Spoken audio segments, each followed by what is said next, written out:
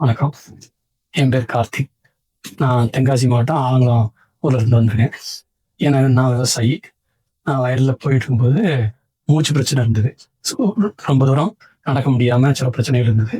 அதனால் திருநெல்வேலியில் டாக்டர் சுரேஷ் பாபு பார்த்தேன். அவங்க முதல்ல எக்கோ, இசிஜி எல்லாம் எடுத்து பார்த்துட்டு ஆன்ஜியோ சஜஸ்ட் பண்ணாங்க. செல்வகுமரன் சார் கார்டியாலஜிஸ்ட்டு ரெஃபர் பண்ணி விட்டாங்க. அவர் எக்கோ எல்லாம் பார்த்து இது பண்ணும்போது ஃபர்தராக ஆன்ஜியோ எடுக்கும்போது எனக்கு 3 வால்வில் அடப்பு இருந்தது. ஸோ அவங்க பைபாஸ் சர்ஜரி தான் பண்ணணும், ஸ்டண்ட் வைக்க முடியாது அப்படிங்கிறத சொன்னாங்க.